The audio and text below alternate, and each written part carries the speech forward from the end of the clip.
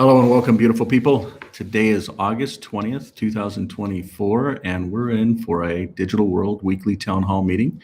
We're actually going to start today's meeting by watching a quick video and then doing some introductions of some of our live audience that's here with us. This is a special video. It was actually created for a product called ClearScan. We talk about networks as if they are new things in our world. Digital connections, virtual relationships, data sharing. It's as if we have two systems living in tandem, the physical and the digital. Pause for a moment and look in the mirror. The most powerful, sophisticated network in the world is the human body. Nerves and arteries and lungs. All moving the cells, the data of life. Hardwired to the central server, the brain. Imagine if we could somehow read the data more clearly. A USB-C port to the body. Could we better see invasive viruses or thoughts? Could we better adapt, change our diets, behaviors, medications, heal ourselves? This is ClearScan. So this is a particular product that was brought out that now is actually being materialized into a device that will actually be worn on the finger. I'll let you pull it up here real quick.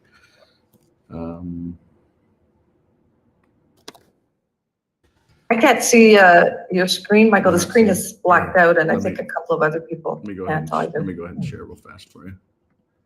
There you go. You guys should be able to see it now. So this is actually the future, and this future will be a future that will be similar to what we've seen in the pharmaceutical world, as crazy as that may sound. So a device that will actually communicate with you through real-time communication, through machine learning and artificial intelligence, that will actually have the pharmaceutical world, the FDA world, the insurance world, all behind it.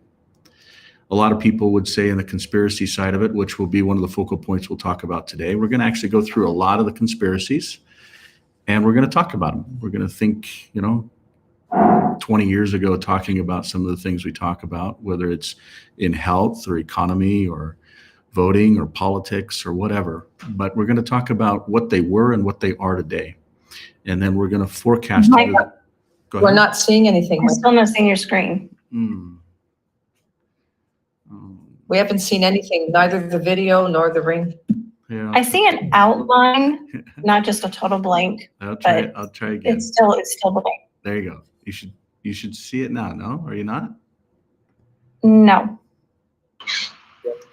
It's a conspiracy. Bill Gates is taking over. Is anybody seeing it? Come on, guys. This is user stuff. So, is anybody seeing it? It's right here. This is No. it. This is. Nope. Can I get any of the moderators to validate for me, please? Come on. Not seeing it, Mike. Okay.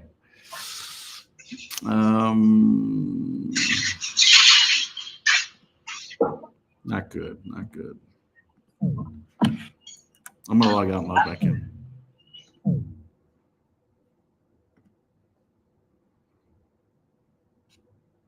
Well, for those that are guests online, thank you for joining. Okay, let's see because I've been in for a long time, so maybe it was a socket error on my side, but can you see it now? Well, Not yet. Yes. okay, so users got to get figured out, okay? So this is basically the future. And one of the conspiracies that they would talk about with different marks, but here's the difference. When this future unfolds, there will be a parallel system that will actually enable decentralized identity and data to be the individuals. And that is where this game changes. It's very, again, we're at August 20th, 2024, and we're watching systems that are coming apart, just like we talked about years and years ago. Wars and rumors of wars, deaths every day in different parts of the world, and we're not even at World War III yet. The ability to control another through information and data, particularly around artificial intelligence. That's one of the things that I actually saw this last week that was just mind-blowing. The simplicity of saying a sentence or two or a paragraph and actually having a video, photos, scripts, music, your own voice or other voices, all creating something with another. You can even do it with another individual saying it and their lips moving. So the importance of an individual being that individual and identifying who they are, but having them have autonomy over their identity is imperative for the future. And so when we talk about health and we talk about other systems around finance, mortgage, voting, disputes, currencies, businesses, these are all systems that have been parallel created. So when I say that, I'm talking about existing, and I'll actually pull up, I'm going to go to clear.co.com. I'm going to go to competition. This is just one of the categories within the technology world where there's centralized systems that are using proprietary or closed-based systems versus decentralized systems that are using open source and open standards-based systems.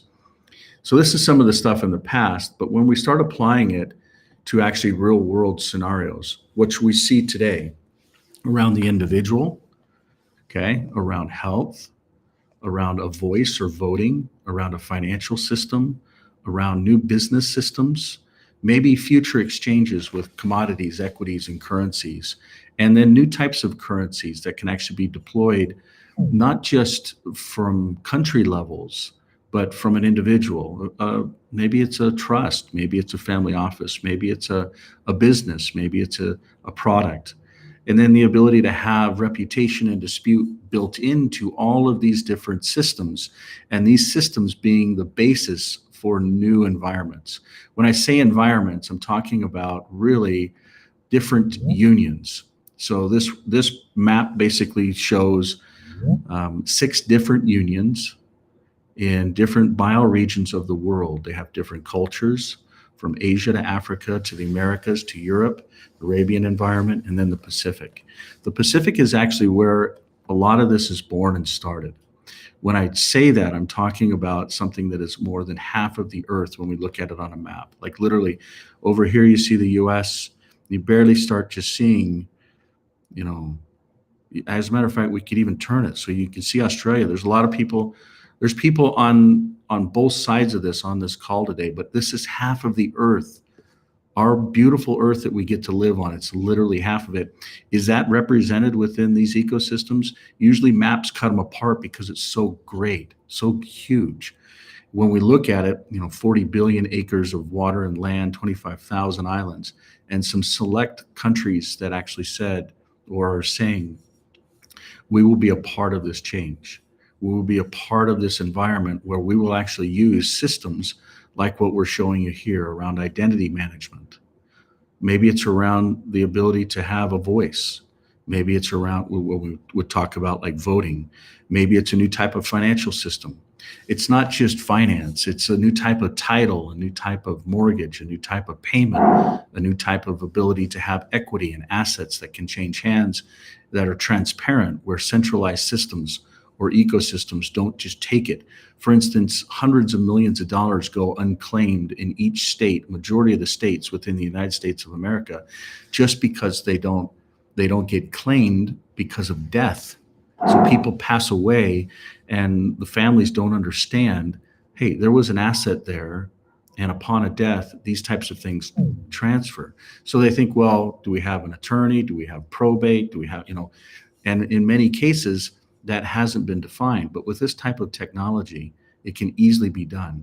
The ability to create businesses and assets and land, all of these types of structures, all with the ability to then be wrapped around an environment. This is an example of an environment, an American Life app that is within a particular one of these. So this is within the Americas. And when we look at the Americas, it actually breaks down. I'm going to pull open another site.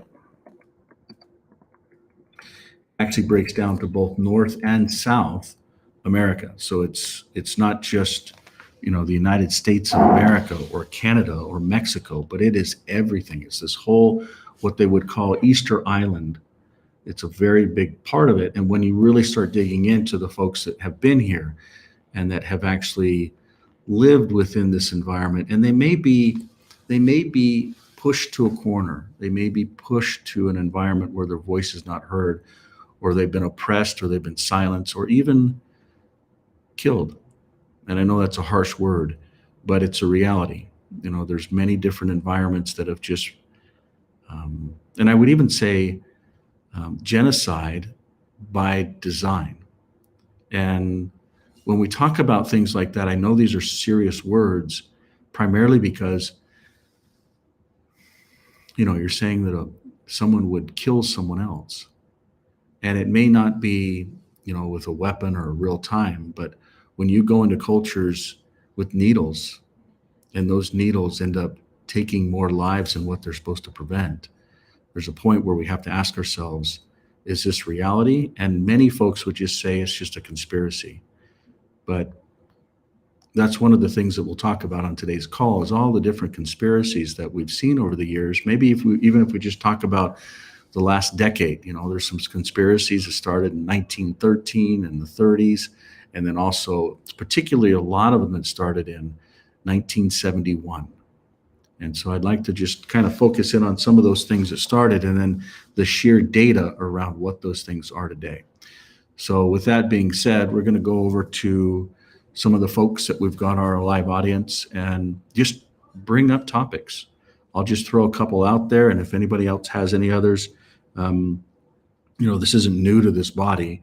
This body has their eyes open, their ears open, their hearts open. They see what's going on, and they want to be a part of that change. One of the things that actually blows my mind is how many folks are starting, one, how many folks don't see what's happening. Two, the folks that do see it, how they just talk about it over and over. I can't even tell you how many times I've heard conversations around voting systems that are not honest. It's like, okay, so we're just going to kind of talk about this another way and watch another movie on it and create another movie on it. And when are we going to start doing something about it? When are we going to actually start coming up with solutions that are a part of this reality? So, you know, we talked about different parts and pieces of conspiracies, whether it's within the health ecosystem, whether it's within the financial ecosystem, whether it's within the voting ecosystem, the political ecosystem, country to country, different wars. That's one of the things that is a very big concern in the future. I mean, we look at things happening like today, today is August 20th, 2024. Today, the DNC will actually have Mr. Biden that will basically say a couple things. And as you have, there's a lot of people that are overseas that are just, or even local, that are just protesting in ways that are not just quiet and marching around, because there are people that are dying, and there are people saying they're dying by design. You know, and I heard an analogy this last week that really stuck with me, where you've got some old men that know one another that create the wars to go and have young men that don't know one another that kill one another. And I personally have some amazing posterity, and I've had some recent opportunities to spend a lot of time with these individuals that are young men. And I'm grateful for the last 15 years of dedication to create environments for them to be able to, and any others that want to be a part of systems that aren't a part of the centralized system, that aren't just saying, we will follow along with the existing circus or administration or whatever you want to call what's happening, but we will take a step back and we will look at why we're here and where we're going. And we'll acknowledge that we have a creator, and we'll acknowledge that this life has importance to it. And I don't know, maybe it's just a fatherly pull or role that just wants to create an environment that's better for this next generation, and is not willing to put up with the garbage and the lies and the fakeness. It's been very interesting to watch as X company has started taking over Twitter, firing 80% of the people. You know, when the European Union says we're going to fine you because of this and this and this, oh, well, no, we'll get rid of that fine if you just censor this. And they stand up to it. Or Brazil says, censor this in this way. And they say, no, we're not going to. We'll shut down our offices in your jurisdiction. Therefore, you don't have any precedence. It's that type of perspective that we all need to be having around how we're actually going to be a part of a difference. You know, it's interesting to see all of the hard work that we've gone to within the Clear companies to make such a simple thing like this, a phone. And so many people to say, it doesn't look like Apple. It doesn't feel like Apple. It doesn't do this. I'm so used to Apple. But where we can actually come in and say, hey, you know what? See that interface with all of these different Clear apps? If you want them to be like Apple, push a button and then turn on Apple. And you can watch all the different buttons turn into Apple. It's an emotional thing for us. It's a connection to how technology works or doesn't work. But I guess what I'm trying to drive at is we need to take a step back and just look at the big picture. It's not about a device. It's not about an insurance company.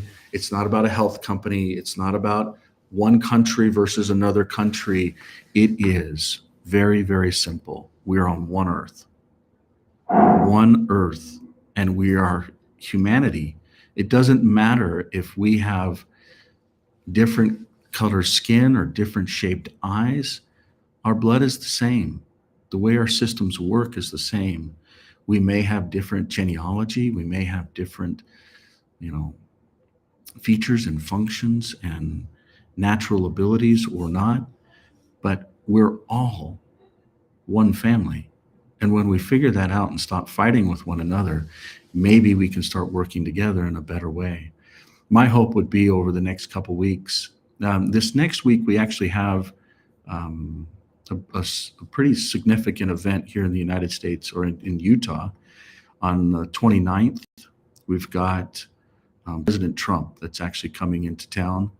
And we will be focusing around really trying to help. And it's not, the digital world is not right or left, and it's not Trump or whatever else the other alternatives are. But we believe that environments that actually want to focus on decentralization, which the Trump administration, as well as many others, Mr. Kennedy, he's all for decentralization. I believe that he actually has paid attention to a lot of the details and understands why he's for it. It's not just some fad. But basically, this is a big event that's coming up this next week. And we hope to be able to see some massive improvements there. But we at least from awareness and adoption, but the real goal is to be able to have people, culture, system, structure. Feedback there. Hi, Steph. There you go. We're gonna go ahead and mute you if that's okay. There you go. So,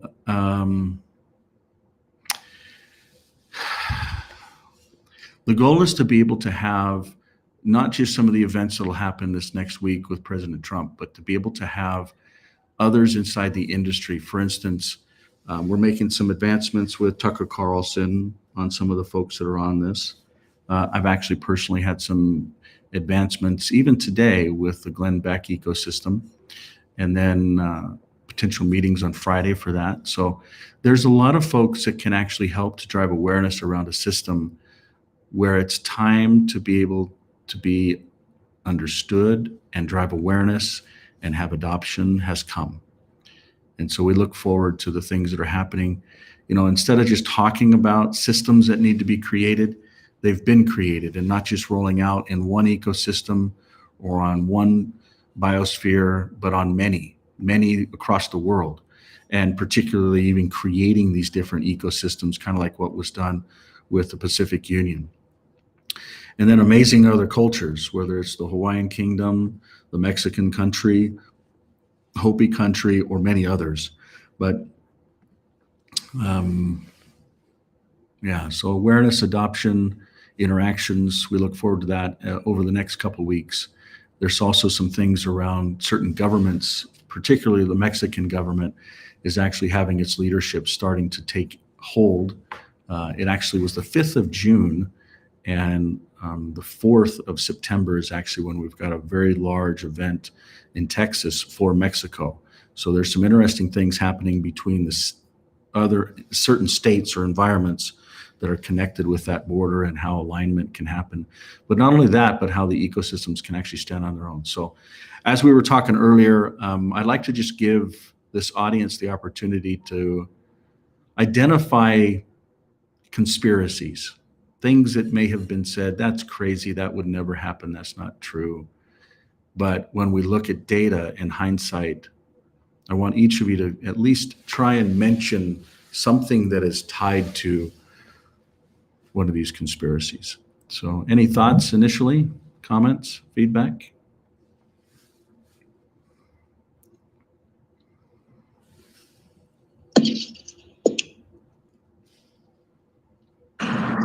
Well, Conspiracy about depopulation.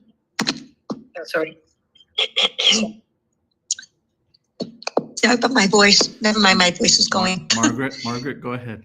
Go ahead. It's good to hear your voice. Go I ahead. was just mentioning the conspiracy about depopulation Yeah, as an example. that's a hard one, isn't it? That's a real hard one when it's like, no, people wouldn't kill other people intentionally. It doesn't make any sense, would they? So that's especially, affluent people and people that you would think, why would they waste their time to even be involved in something like that? But other thoughts, maybe even digging in and unpacking that comment, because there's a lot to that. Other thoughts or feedback around, and we're not, just so folks that are maybe new to this, we're not conspiracy theorists. This isn't something that we're just, we don't just talk about this stuff. As a matter of fact, if it's not factual, we usually don't even bring it up. But I think it's time to start actually identifying, where's the truth? What is truth? What's fact versus fiction?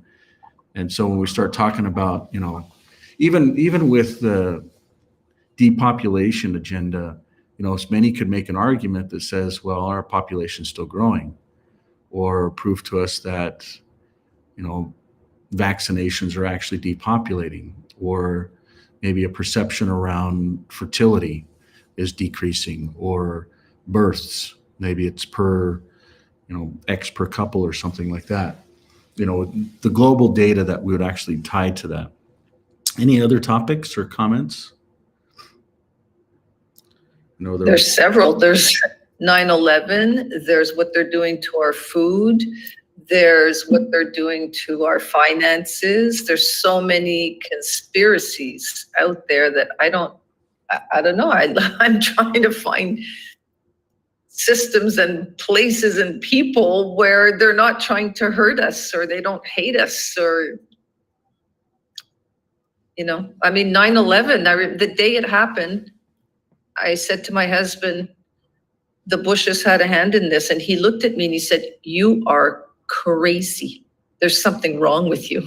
And sure enough, not so crazy anymore. I just felt it. And there's just so many. Our education. What about climate change? What about that? Global warming. What about that? What about CO2?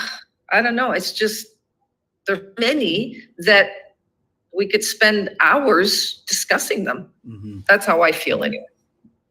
Yeah. So Steph? I would love to jump in here. Yes. First of all, I want to apologize for coming late. I was in a meeting precisely to talk of how we unite forces for these same vision and mission that we're talking about and maybe like worrying about, and it's moment to act about. So what I am putting together, it's called the Universal Declaration of Peace. We're going to start tomorrow out to the world and to our close networks to start testing with tech and not that tech technological people, how we can improve this communication channel to be able to interact, as Michael was mentioning before, that not just one tool that is being developed. There's many. It's not that we're not reinventing the wheel. There's multiple, infinite solutions to what we are talking about or we're worrying about, right? So it's how we unify all of those efforts into the purpose that at the end is that it's achieving peace, right? But peace cannot be achieved in the world if we don't have peace within ourselves, within our network, within like the things that we can really change and have a constant interaction with, you know? You say so, like the whatever, where you're wearing, you're eating, you're like being part of, the way you're traveling, a lot of things are part of this system that we are not happy to live in. You know, a lot of people complain about the system that we live in, but they're still fitting that system with their currency.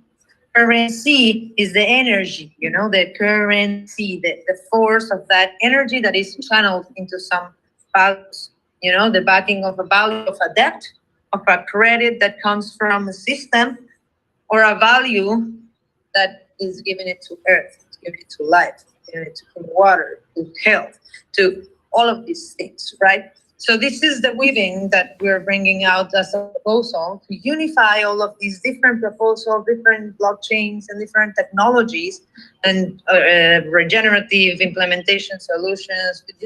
We are full of those all over the world. This is to connect them all and to find what piece of peace is your piece, you know, and put it. That's it. If each human in this planet takes care of your little piece, we get it all, right? You're square. That's all. So I'll share with you the links and the things to connect to get. If you, I'm preparing the video. I did a video. I'll share it in the chat now. And that's like the first close call to get all of the projects and the people that is doing something. If you are doing something and you wanna be represented in this first goal, like if you don't get now, don't worry. Like there's a lot of different videos and stuff. We'll have the force to know, let people know all around the world that the 21st of September, that is the International Day of Peace, we're gonna turn this signature into blockchain. And that blockchain will be printed in different blockchains. You know, that signature that people does will be opening a wallet for them to connect and to keep on going and work with whatever they feel aligned. And utilizing technology to make people super fluently and happy and easy for everyone to experience and to the peace train, right? It's like the moment to just get out of the way and Is the this- peace train. Is this a worldwide type thing that's going on, or is there a particular location or site or where? So there's the 21st of September, there is initiatives happening all around the world. It's the International Day of Peace. So there's many events happening in all the cities. What we are doing now this month is connecting them all. Connecting all of the initiatives that are happening, all of the events, all of the different things that people will do, But how? be connected into that same network. So the main ones we have in New York, in San Francisco, in Mexico City. There's a couple of things happening in different places. Austin, but the point is connect it all. And then there's a whole global movement that we're starting, and it's a train, right? Like, so every step will be added and we'll be going and we'll be putting, but the peace train is the media platform that connects and tells the story as well. You know, it's like leading to the main event for the peace train, when we're really gonna like do the big impact and prayer is gonna be in the 81st anniversary of D-Day next year. So you're intelligently organizing all the different peace movements and events on September 21st into one ecosystem that's uniting them all. Is that what you're saying? Exactly. That's connecting, uniting them and organize, like connecting them, you know, just make AI to work with the connections and with the all matchmaking so they can work more. So you're using technology, artificial intelligence to actually identify them, map them together, and somehow bring them together. You know what I love about this? It goes back to what I was saying earlier. There's it's mind blowing to see how many people are not seeing what's going on one hand, and then it's even more concerning to see how many people see it but are doing nothing. And what you're talking about, Steph, is actually doing something, saying, you know what? If I'm going to do one thing better than anybody else, or at least I'm going to add value within a particular area around peace. I'm going to focus on peace and this declaration of peace. And then we know that Peace Day is coming up, and this is the value that's going to be provided. And what'll be interesting to see, especially when you're using technologies, how it can actually be integrated and duplicated over and over. And I've seen this snowball where once you start something going and it keeps going, it's with technology, if it's done right at scale, it can just massively take off. I mean, that's how Facebook started. That's how, most of these ecosystems. So I'm excited to see really what you've got going there. We'll watch for the link that We've got, because of course Clear is part of it. Beautiful. Of course, all of this needs to be weaving this actively, Mhm. So it's like, what do you have? Let's put it on, and let's connect a whole thing with all of the projects that you already been working on all of these years. We plug them in.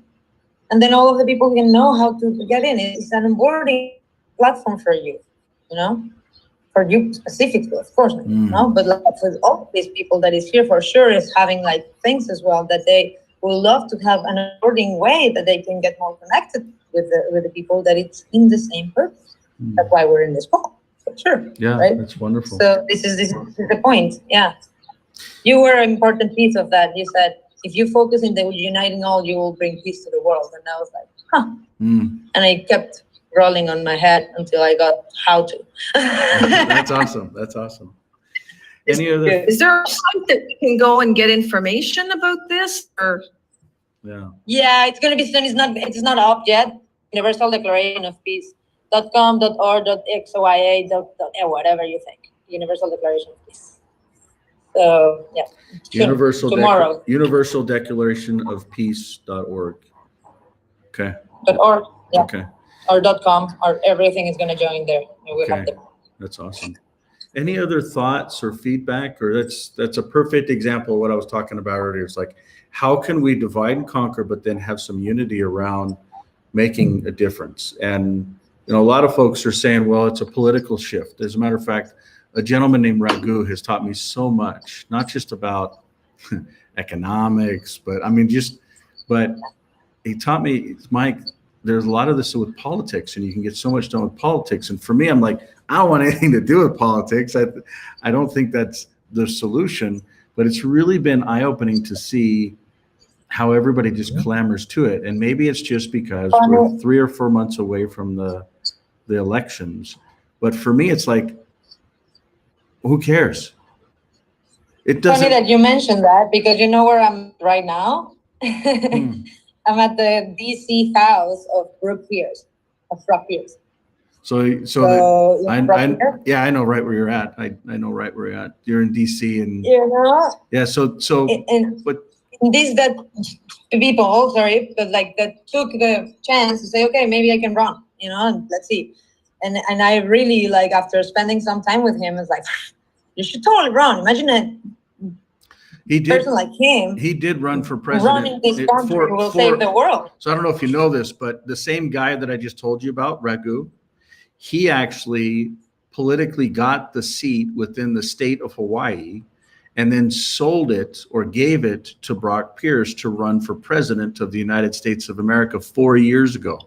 So yeah, this is it's all intertwined. So exactly, and where you're staying in Brock Pierce's place in DC, Brock Pierce is the same guy that actually took Raghu for the guy that I just mentioned. He actually went and got, I think it was like 5,000 signatures of voters within Hawaii to basically be able to get onto the ballot within that environment. I actually met Brock I've met him numerous times, but at his presidential campaign, I met another gentleman, which I won't mention his name because he literally stole like 5,322 phones. And really hurt a lot of things. And one thing that has been eye-opening to me is to see how many folks from different sides would actually mask themselves to go over to the other side to create chaos and confusion and concern, knowing that that's what they're doing. And those are the types of, I don't know, as I'm getting older, I think maybe it's just a matter of time until some of these things, they don't matter, so to speak. But it's been eye-opening to see how small the world really is around some of the people that are actually doing things. And look, I would hope that there's a beautiful future where a lot of these folks can actually come together, just like what you're talking about, Steph.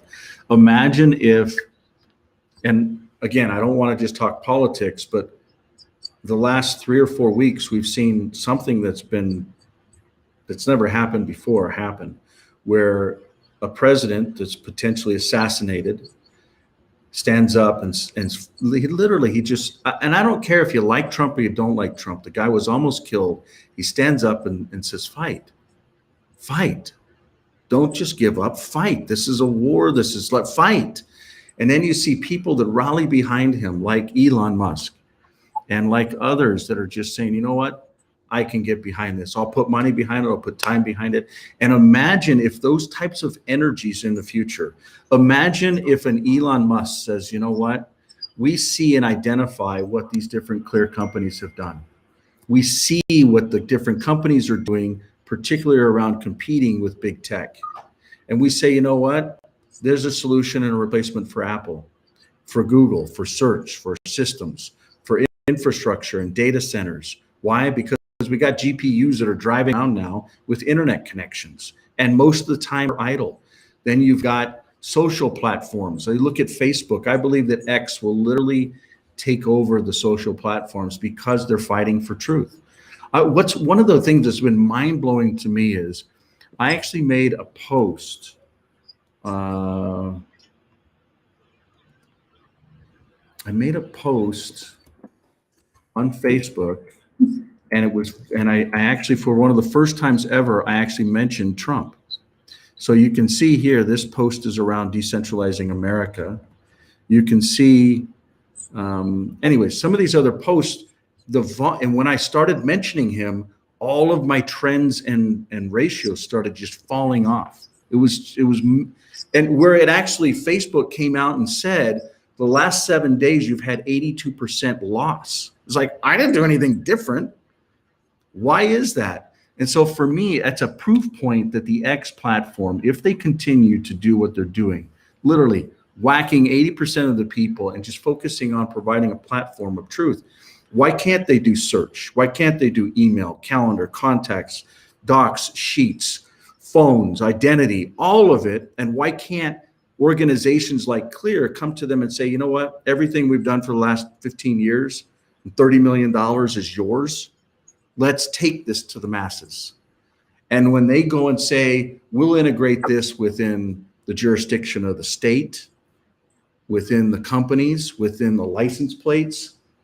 So instead of having, for instance, just imagine Tesla shipping out, literally shipping out. I'll pull this up here. Imagine Tesla's, I'll get rid of this one too. Just shipping out with plates out of the factory that actually have ownership built into them. So the financing, the insurance, the ownership from generation to generation goes literally right from the point where it's actually registered and licensed and then linked to the individual. So how they pay for it, how they finance it, how it's underwritten, all of that stuff is linked all together. Imagine if you actually have commodities and equities and currencies that are all linked to a system of these payments. And then it doesn't just tie to, oh, well, I've created a currency that is then tied to, for many folks, they don't understand when we talk about petrodollars, there's a shift between something that is a combustible engine and an electric engine running on lithium iron phosphate. But there's a whole industry that's shifting there, and there's a currency system behind it. Have you ever heard of the petrodollar? That was basically in the 30s, they figured out that Saudi had a lot of oil, and America created a relationship with them when they came off the gold standard that basically said, we're not based on gold anymore, but that doesn't really matter because it's the people that use it. So if people sell and buy oil on the US dollar, then it's still relevant. And it doesn't matter if they don't have a standard. So they can actually be honest around what's in the reserves versus the currency that's out there in the world. And then you keep fast forwarding and say, okay, well, if that's not the case anymore, and oil, gasoline, is not actually what the core of humanity is using, and let's say that continues to be like the pact that they actually did, the United States government basically did with Saudi Arabia was, hey, sell it on the US dollar, make this amount of margin, so bump up the price, and then at the end of the year, any profits that you make, buy treasury bonds. And so that's how all of these ecosystems basically got going. And when with a digital system, everything is honest and transparent. Every equity, commodity, currency, everything is totally real-time transferable. It could be like next to no fees, and nobody's making money on the spread. So a lot of the centralized systems aren't going to want that. A lot of people are like, and this is my conspiracy theory for the day, okay? Why is it that a lot of these centralized companies that we're fighting against are owned by BlackRock or Vanguard? And this is why. That petrodollar that shifts over to another type of asset, or that stock or commodity or equity or currencies that are all shifting in the systems behind them, if there's not mystery and margin on how they can actually be owned or transferred or profited from, then those centralized systems lose their power and their control. And what those centralized systems are, the Vanguards, the BlackRocks, they're money changers.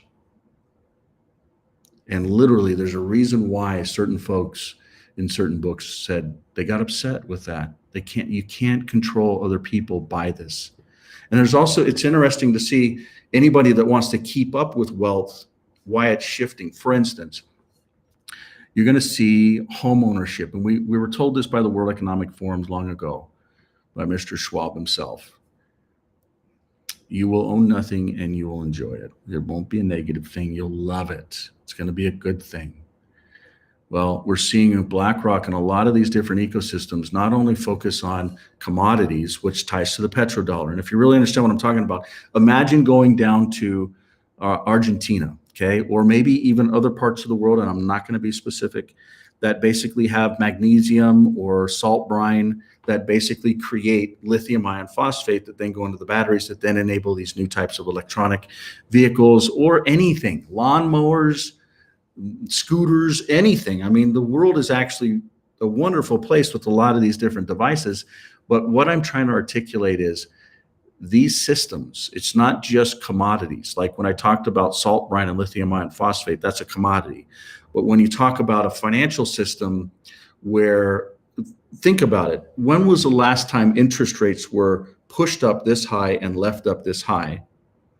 At least in the United States, it's goes all the way back to the 70s, right? A lot of this stuff is, when you're financing something, people care about a monthly payment, and it usually comes into the interest rate, the purchase price, and then the ability of the term. So are we talking 5 years, 10 years, 20 years?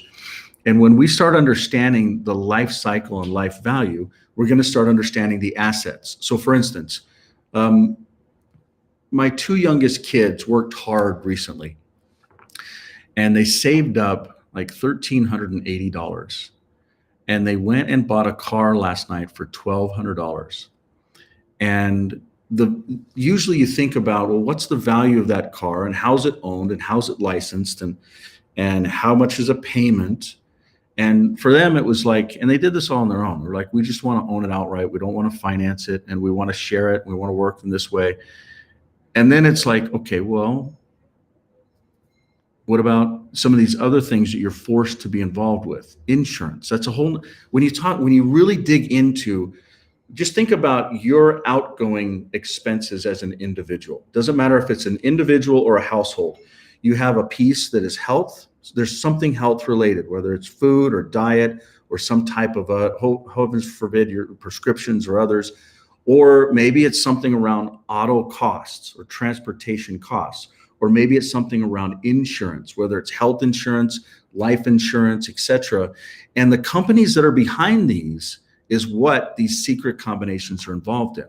For instance, and many might not know this, but BlackRock and Vanguard actually fund, when you have a public stock market that then buys companies that have been started with venture capital and seed funding, A round, B round, and then they buy them out. Kind of like Facebook is publicly owned. Long ago, it was privately owned, and the venture funds behind it are the ones that actually, went in at a certain valuation, then grew it. And how those multiples go within these stock markets and the reasoning behind it is why all this comes together.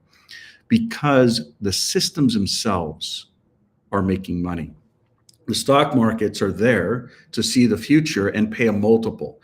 And what I'm trying to articulate is the multiples that they pay for software companies is usually X%. If you've got recurring revenue, maybe it's 7 times. If it's stagnant revenue, maybe it's 4 times top line revenue or EBITDA, or there's different measurements. But the point that I'm articulating is they basically have an ability to liquidate or cash out and sell their business, and they sell their revenues, they sell their stream, they sell the technology, and all of it is tied to centralized systems. Maybe it's a line of business app, maybe it's in the insurance industry, maybe it's in the dental industry, maybe it's in the mortgage insurance or industry, maybe it's in a weird one like a bowling alley, but they all have line of business applications that are particular to their line of business. And you know what all of those applications do? The majority of them have a system that integrates into payments. When you start understanding payments and financing, this isn't companies or countries creating currency like the US dollar or others. This is facilitating transfer and trade between them. We're talking about like global payments. Like that's a company's name that basically rolls up a lot of these other providers and small companies. And there's 2 or 3 of them in the merchant world. When those are controlled and owned, then any of the providers that use the software that integrate into these vendors, they literally are controlled. And one of the reasons why decentralized systems are either not understood, and it's a lot of people, they're afraid of losing the control because they don't understand that the decentralized systems can actually provide better opportunities, but we have to give up the ability for the control to be centrally controlled and give it to the individuals because they can actually hold their own assets. And here's an example. So in the merchant world, so if people want to get paid and someone in the middle of it says, we don't like your business type, we don't like, for instance, there's a lot of online coaches right now. I don't necessarily agree with the business, but there's these online coaches that are basically being profiled, and any of the revenue coming from them are being locked up. Like you can't get to it anymore, okay? And if you lock up someone's revenue and their cash flow, you effectively kill their business. You just sprinkle time on that and they go out of business. Or they have to shift a certain way, and it stifles their growth. But all of this is tied into the conspiracy, and you can call it a conspiracy, I call it a fact, that these secret combinations, primarily in the financial industry, that ties into stocks, that tie into commodities, equities, and currencies, and payments. When I say currencies, I'm talking about this whole system that's basically payments. Decentralized systems can actually replace all of it. All of it. And these centralized systems do not want that to be a reality. So I would just put that out as, people talk about, Charles, will you tell us about what they brought up with the health stuff around historical,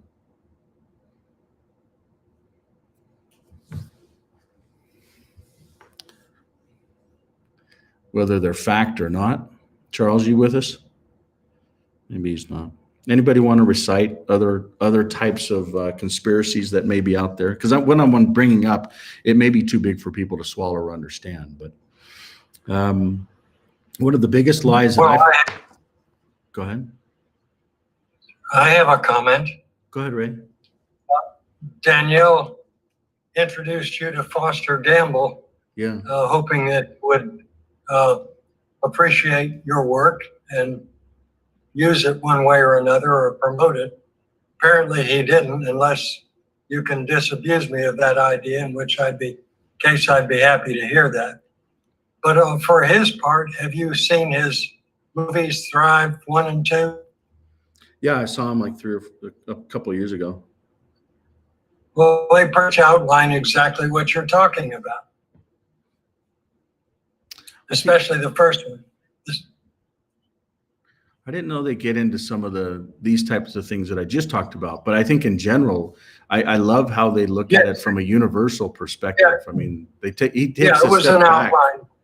Yeah, I love how he just takes a For the step back and looks at it. So, Okay, my second question is, or my second thought is a question. You've reached out to Tucker Carlson and Glenn Beck to work with your systems. Have you reached out to Mike Adams? I actually went and met with Mike Adams physically in Texas, face to face for half a day. I toured all of his stuff. He listened to what we're doing. He's got phones. He's got everything. And, Yeah, you know, he really gets a ton. The last interaction that I had with him was, do you really understand the importance of not just a phone, because he has a phone that he's involved with, but a decentralized phone and decentralized systems? And his response was, he basically wants to engage, but he's got a lot of other noise. And I can't go into the details of the noise in this forum because this is a private membership association, by the way. And then we have forward-looking comments that are here. This is the first meeting that haven't mentioned that. It's funny. But so Mike Adams, I really do like. He's also known as the healthcare ranger. What's interesting is Joe Rogan, Mike Adams, Glenn Beck, and who's Alex Jones. They're all right in the same part of Austin.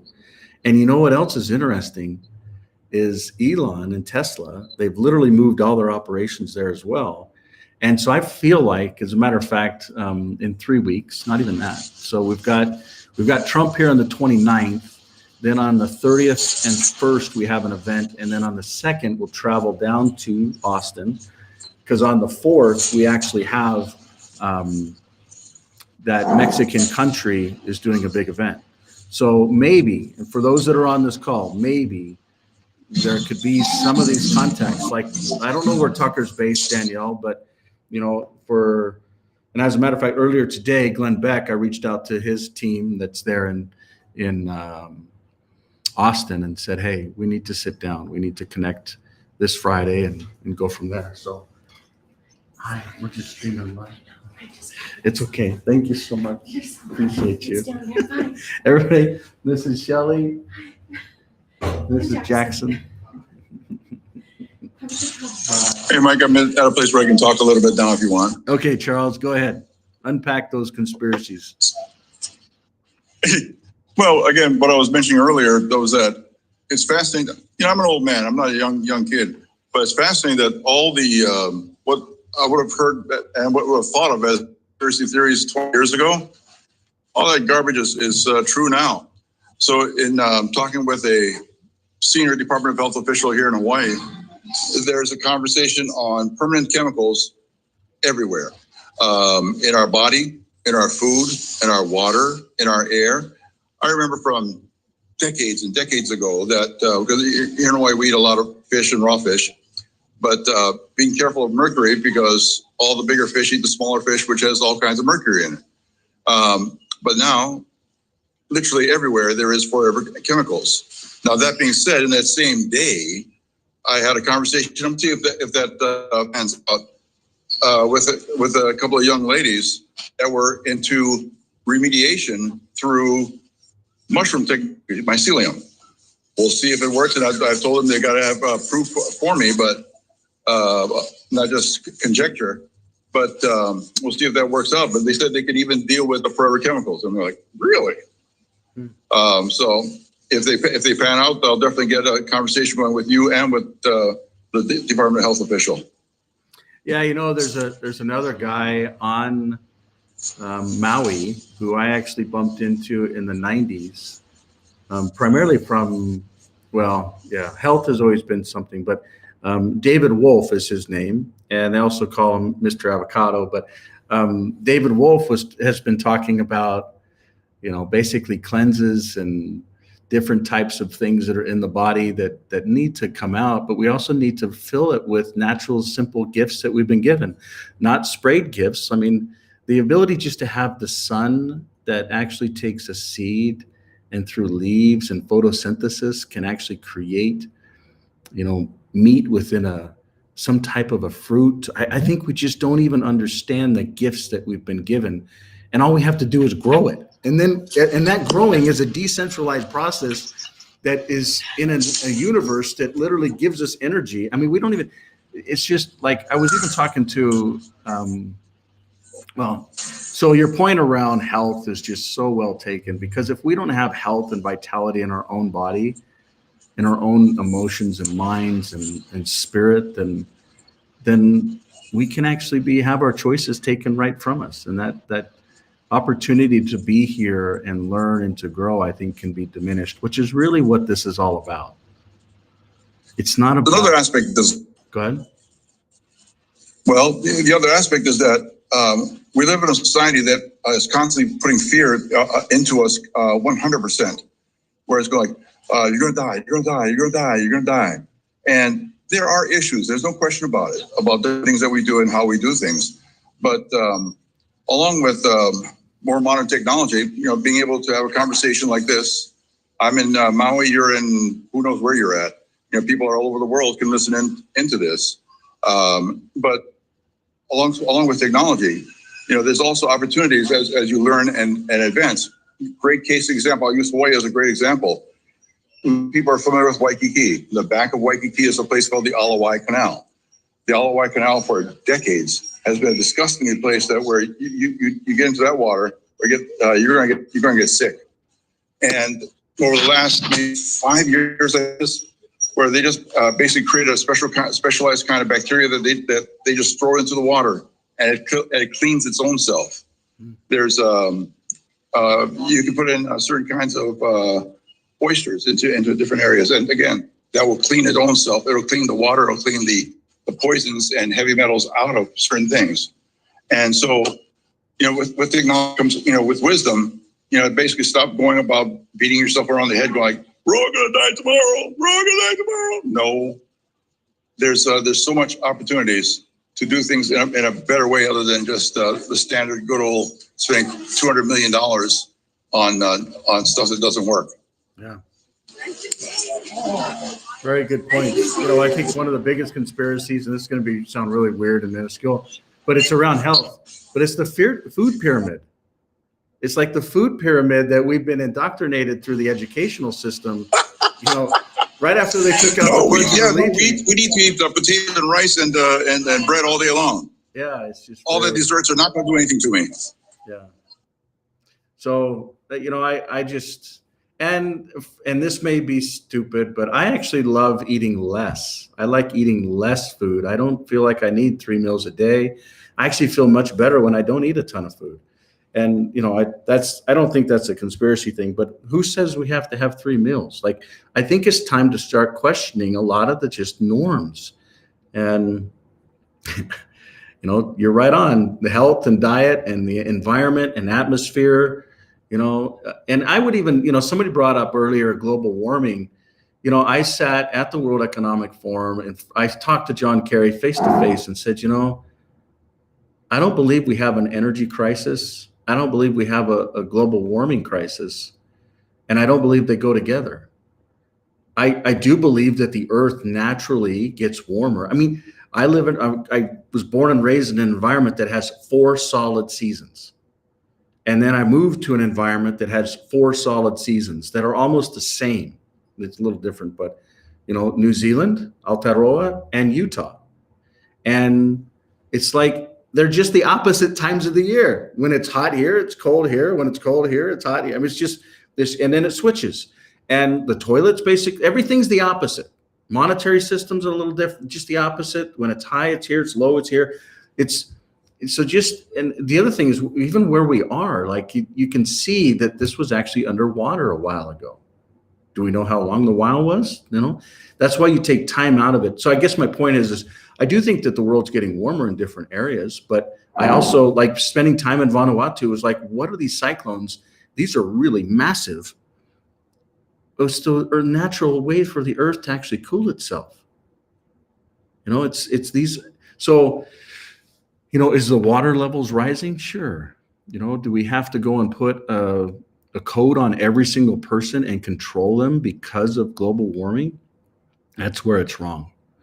Is global warming real? Yes. Is the water levels increasing and higher? Yes. Should we just change how we build buildings and how we live, and maybe even go and build buildings that are actually a part of the earth and the water, and we actually figure out how to get them to naturally grow in themselves and climates. We're humans. We've been given a gift of this earth. All we have to do is till it and learn it and use it, and in such a way where it's not being centrally controlled. And one of the other things that were really massively eye-opening to me is, as we were rolling out this Mexican country system and learning about the different environments within the history of Mexico, which was just amazing to learn. I mean, they literally, from their name, the United States of Mexico, it's not exactly that, but it's close to that. It's like, as an American with the United States of America, I had no idea that that's where it came from. I had no idea that in many different, parts of their constitution, they absolutely have freedom. And then their Revolutionary War was about the ability to give people the land to grow and create life from the land, to live off of the land. So, it's neat to see how indigenous cultures, tribes, kingdoms, they've been living this for a very long time. Like in Vanuatu, 3,500 years they've lived there, and they didn't need someone to make a shipment to them. And that's one of the reasons why, when we look at the Pacific Union, a lot of these different environments, they're willing to stand up. The Kingdom of Atui, the Kingdom of Hawaii, Tuvalu, Vanuatu, Aotearoa, which is different than New Zealand, Rarotonga, Tonga and Samoa, they're still sovereign environments. They'll stand up for what is right, and they're not worried about repercussions because they've already lived in a decentralized environment where they grow the food that's local. Can some people say that's not true anymore? Sure. I mean, you look at Hawaii, it's like 100 years ago, Hawaii was able to basically pay for or provide food for all of their local folks that lived there and the travelers. Now it's like 85% they're relying on imports or shipments that are coming in. But I'm convinced that in the future, we talk about these terrible things that are coming, but how terrible is it of what COVID really did for humanity? It forced us to actually slow down, be with one another, care about health. It forced many people would say, how can you say this? Because a lot of people died from it. Yeah, they did. Yeah, we've been messing with the cellular level and layer and cloning and things that we shouldn't be touching. We have no rights to touch. These are gifts that we've been given.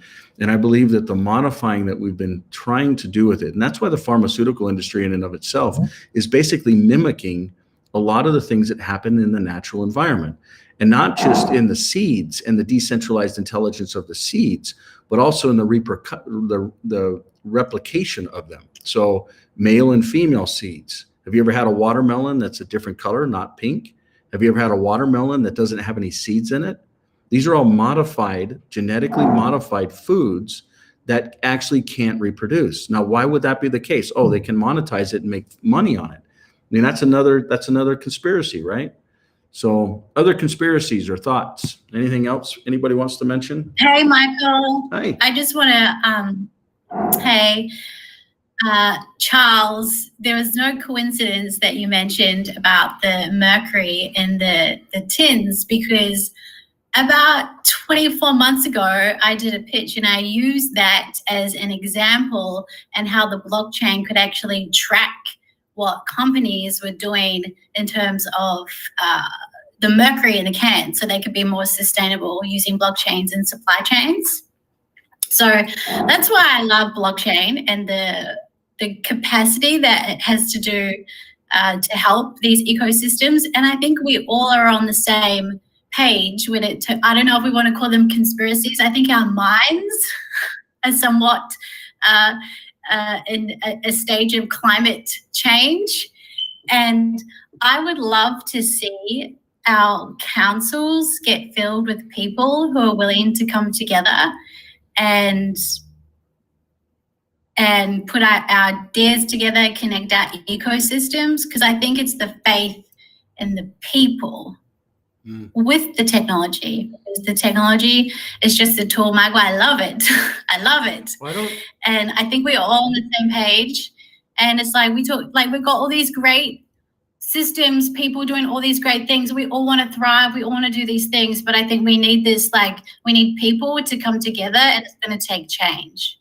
It's going to take change to say, okay, yes, we have this problem in our world, but what are we going to do now to solve it? And who's going to come together and say, yes, I'm going to take responsibility for that, because we are only going to behave to the level of consciousness that we're receiving. I think. And how long do we? Go ahead. Yeah, how long do we sit around for and say, this is a problem, yes, this, but we can't blame and complain anymore. I think we need to come together, and this is why Michael is here, to bring us all together. Well, and I think that the real key is this is why you're here. Like, if I look at this body here, it may not be a lot of people. Like, we've only got 12 folks that are on here right now. But I believe that the 12 folks that could use the technology from the digital world under these councils, like the topic we're talking about right now is conspiracies, and as it revolves around health. I look at the massive amount of knowledge that's even here. Like, let's say this health council here, this actually only has 4 people that are on it. Amazing. Okay, what? I don't want to get murdered. No, but this guy was amazing. That you don't actually know who some of these guys, like this Eric guy, actually, he just launched the product just recently. But what I was saying was, people can come in and just basically join these councils and scan, and then start with their own voice. And I would say, correct, Billy. It's amazing that you showed up on this call. And I've highlighted you here. I don't know if you can hear us or not, but the River of Lies. Let me see if I can pull this up. This River of Lies documentary that Billy has basically helped to bring to humanity is absolutely amazing. And, I'm talking about COVID and how it's actually been something that I believe in the long run will actually bring something. And that's why a lot of the things that actually is negative, or at least we perceive it as negative, will make us stronger. It will prepare us for the future. Like the big thing that they're pushing at now is monkeypox. And all I see everywhere is like, we're not going to listen to the World Health Organization. We're not going to focus on things that are just fear, uncertainty, and doubt. And we're not going to follow it. And I think a lot of that is because of specifically even the work that was done here with, saying, hey, there's vendors that actually want to not only create a video or a movie about it, but all the details behind it. What are the actual specifics? And then how do you actually take this to an action item where you would say, here's a court that's going to hold people accountable. And here's a system that's going to be able to say, enough is enough. I mean, I would even question, why did in Aotearoa or New Zealand, the 2 prime ministers most recent, not the current one, but the 2 prior, why did Jacinda resign? And why did the prime minister before Jacinda resign? And when you start understanding the realities of what has really happened to society over the years. We get to live on a beautiful earth. And there's just, over time, different cultures have been taken over by other cultures that are faring or seaworthy or traveling cultures. Now, what's interesting is a majority of these different cultures started over in this part of the world. Most might not know this, but China doesn't have an Independence Day, and China said, we're not going to go and hit the seas, we're going to focus on our own people. And it was actually one individual that actually made that choice. But in Spain, that wasn't the case. They went to many parts of the world, France, Britain, all these different countries went to other parts of the world and basically helped to create culture. So French Polynesia, how did that happen? Well, there's an influence of food, but there's really an influence of Kanaka Maori or Maori or different bloodlines that basically all pop through this different culture within this part of the world. And it's not just this part of the world. You'll see it in other parts of the world. For instance, India, like this last week, they just had their Independence Day. And this whole weekend, it was on Friday all the way until Monday. They celebrated all the way through. And they're celebrating their independence of Britain, and you'll see the same types of things. Hong Kong was independent from China, which I think will actually go back in a period of time. Same thing with Taiwan. In the Second World War, they left. But I think a lot of the different cultures, I guess what I'm trying to articulate is when we take a step back and we just look at the data, one, we're one family on one earth. Two, our bodies work in real similar ways. With what's happening with this monkeypox stuff down in South Africa, people can say, well, it's an outbreak in XYZ environment. But I would say if all of us actually were, and when we talk about this particular regions and we talk about them being bioregions, there's things that are happening within the soil, within the culture, within the people. For instance, if you're born way up in the mountains, your lung capacity is higher, and it stays that through the rest of your life. We actually, some people would say, well, like Darwin would say, well, there's a natural divide between when you have religion or a creator type perspective or a God or whatever they want to put the definition on it, and then evolution. And they don't go together. They actually conflict with one another. And I would argue and say, no, it all fits together. And there's just laws that we all get to be able to live within based upon a creator environment. So it's absolutely amazing when you think about it. We really are on one earth. We live in different bioregions, and those regions can actually manage themselves, but they have to have the systems to do it. And so when we look at the digital world and we really look at what it is, it's not just an operating system at the phone layer or an operating system at the server layer or an operating system at the blockchain layer like what you see here. But when you combine all three of those different operating system environments, it's an operating system for humanity. That's what the digital world is. And so you can actually take, these different bioregions and adapt their own environments to systems where people actually get their voice. They have their own identity. They have their own health. When we're talking about health, it could be just as simple as what do you consume versus how do you move in what environment? When you really triangulate those three things, the environment, how you move, and then what you consume, and then you layer generations of data over that, I think many generations from now are going to live so much healthier because they can actually start having this data. And the data will drive truth. The data will drive transparency, and the data will actually validate if conspiracies are actually real or not. But to be able to get to that, the voting and the voice is so important. That's one of the biggest things that's been eye-opening, because we've got, what are we at, 3 or 4 months away from the elections here in the United States of America. And in my opinion, and I will be meeting with Trump this next week here in Utah, but in my opinion, there's going to be a very interesting future regardless of who's president. I do hope that President Trump he takes his seat back where he left it, primarily because I really believe he will immediately or close to immediately stop the Ukraine war. You'll just stop the funding. They'll stop and it's like, well, how can America stop something like that? It was Russia that invaded. Well, I think a lot of it, to be honest with you, the United States of America is in control because of the mystery and margin and warmongering and creating conflict to be able to stay in control.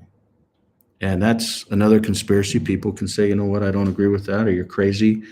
How can one man stop a war? Or, you know, and I don't know, and the other side of it is, I think statistically speaking, even though all the numbers actually fall into this particular, when we look at Donald J. Trump's environment, the numbers are all there, the volume is there, the alignment is there, but when the votes come out, I don't believe they will be there. I work in the technology. Hey, Michael, Yeah. Go ahead. when you meet with Donald Trump, tell him to follow his own laws and read the letter from Lily Okalani, which still resides with the office of the President of the United States. Amen.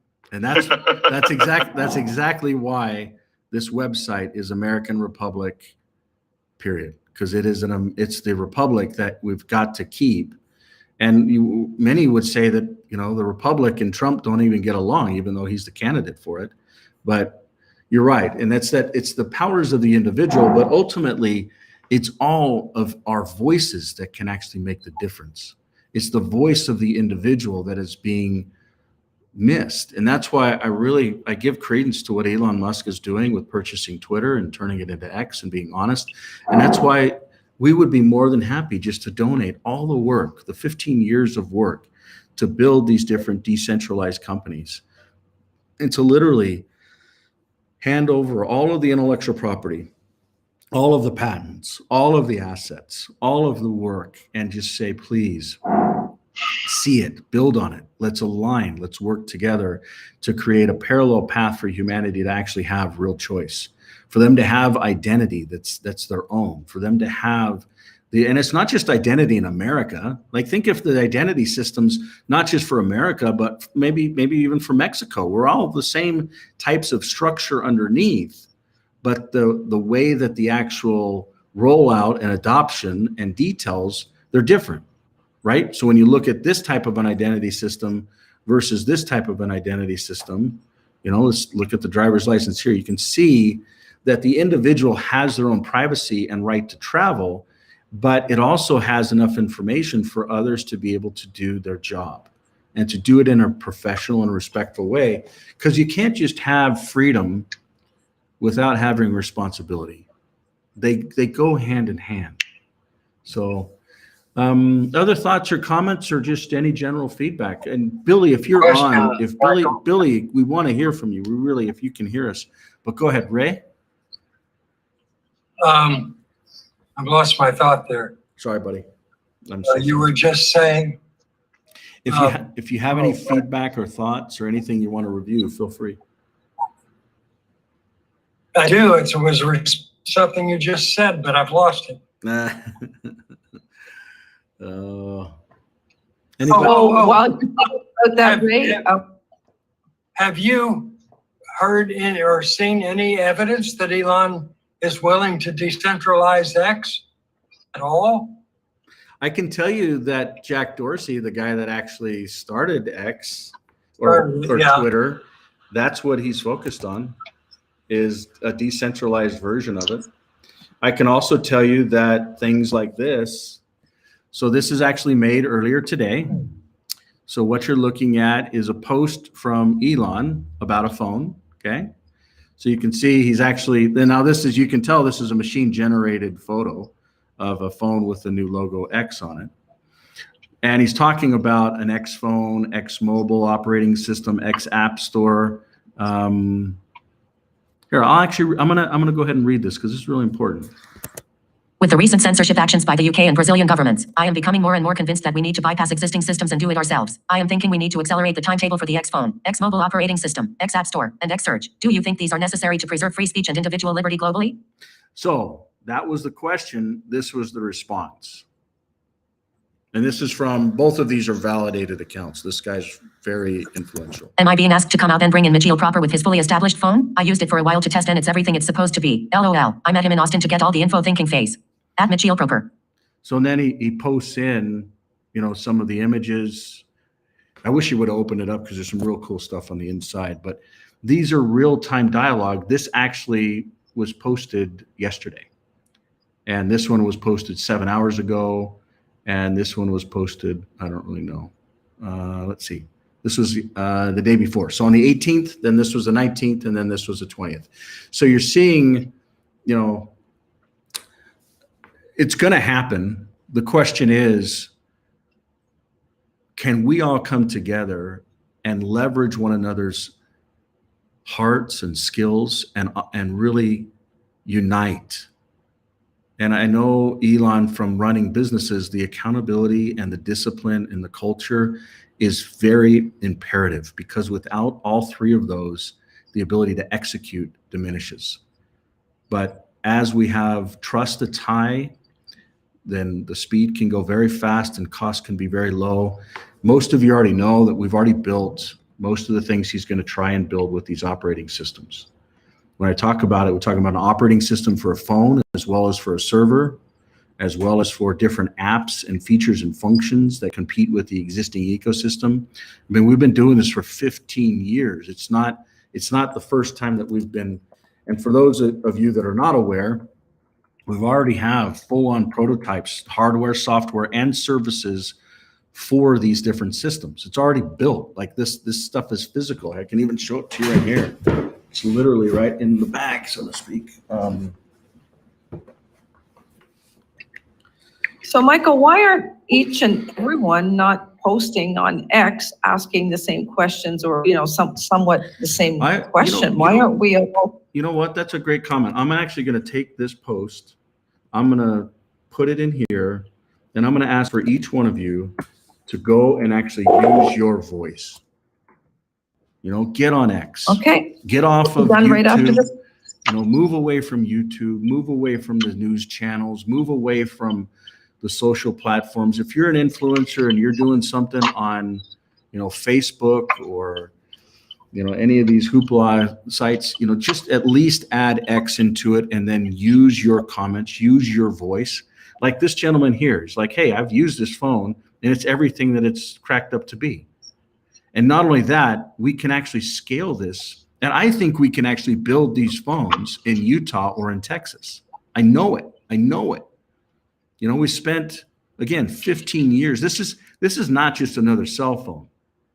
This is a full-blown decentralized phone with encryption keys and derived keys that talk to multiple apps. It's the architecture for the future. All he's got to do is roll this same system out with the knowledge and learning that we currently have, and we will literally enable him. We'll go do it with him, for him. I don't care. We don't care who has the name on this. As a matter of fact, he deserves it. He understands the PR side of it. He's played the game. He's spent the time, and let's enable him to be successful. So we're getting a lot of feedback. Go ahead and make a comment if you have one. Charles? I have another question. I read not long ago that every last one of the hardware manufacturers have been mandated by the U.S. government to build a back door into the chips or the logon. I forgot it is, somewhere deep in hardware. And there's only one system that I know of that doesn't have that. Can you assure us that the Clearphone does not have that? And what do you know about the development of the X phone? So those are like 3 different topics, but I'll go ahead and address all of the questions. Number one, the penetration of vulnerabilities within the operating system, within the apps, within the virtualization layer, within the BIOS layer, and the CMOS layer at the hardware layer is all real. It's real. And I won't be specific with names, but I'm talking US companies all the way to Asian companies. It's there. I sat down with the CEO of Huawei face to face, one-on-one, and said, will you give us access to your back doors? I didn't ask him if there are back doors. I said, would you give us access to your back doors? And I'm going to show you why. I'm going to click on products.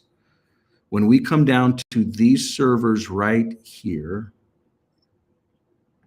these are actually Huawei servers. When you dig into the guts of what's this server, and not only these, but also these are actually full-blown Huawei servers. These were banned by the United States government. Why? Because the United States government couldn't control them. When you start understanding the details, but they actually they showed us the back doors and said, here they are, go for it. And not only that, but when you look at any kind of cell phone, it's the same thing. And it's not just the software, it's actually at the hardware layer. And so the expertise and knowledge and understanding that we've gone through to build a system that actually enables that is so important. It's so important for folks like Elon that really there needs to be an X phone. There needs to be a Tesla phone that ties to the Tesla vehicle, and it needs to be able to span not only cellular infrastructure, but satellite infrastructure seamlessly. And it will in our lifetime. Matter of fact, it will. In a decentralized way? That's the key. That is the key right there. So imagine a vehicle that ships from Tesla and the actual data behind it. So for those that aren't aware of how this actually works, I'm going to go to Texas. I'm going to go to Texan country. So this isn't the state rolling it out. This is actually an ecosystem that is separate from the state.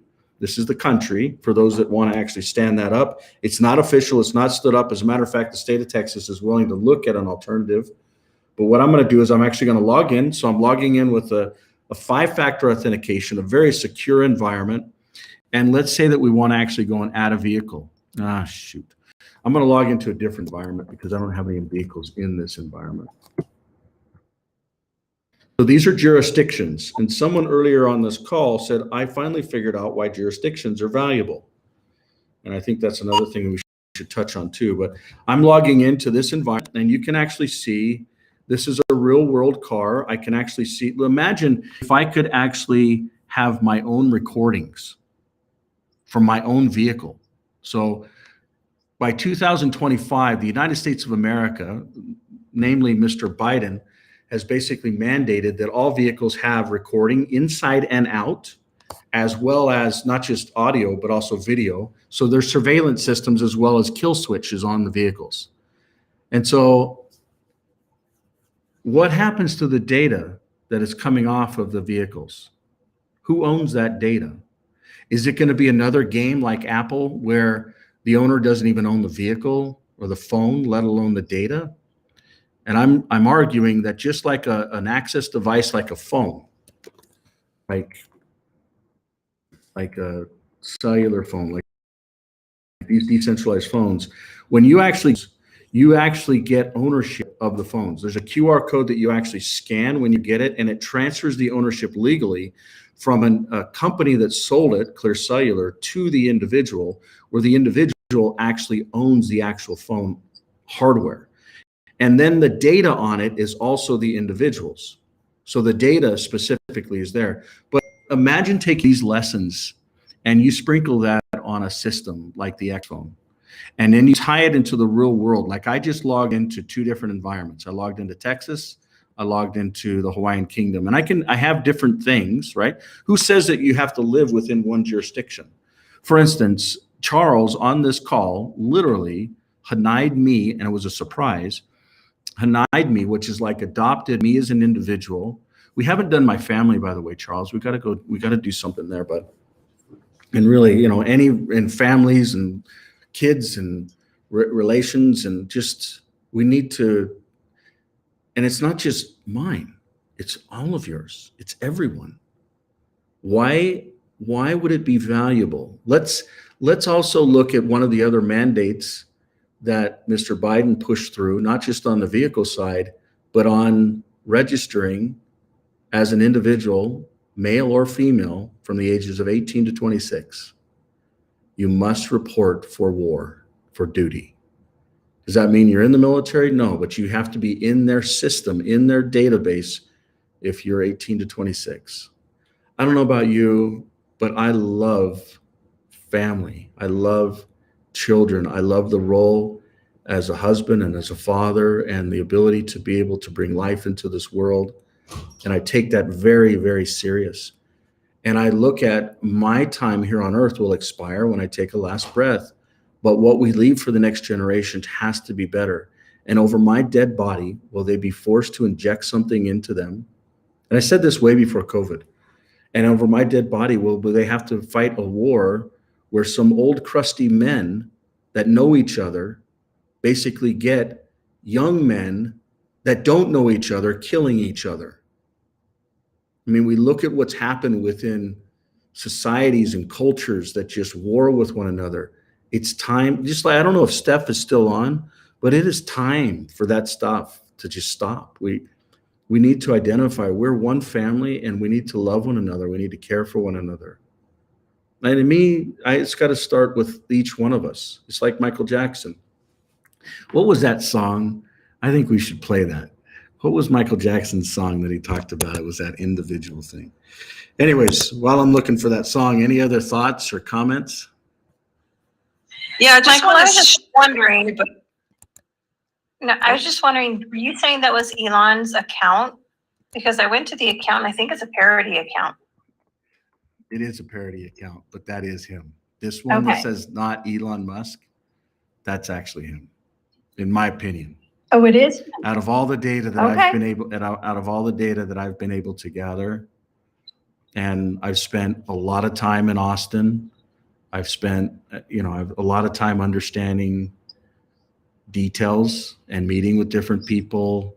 And, I do believe that this is, as a matter of fact, there's multiple different instances where he's actually written stuff like, what's a good way? I don't know how to,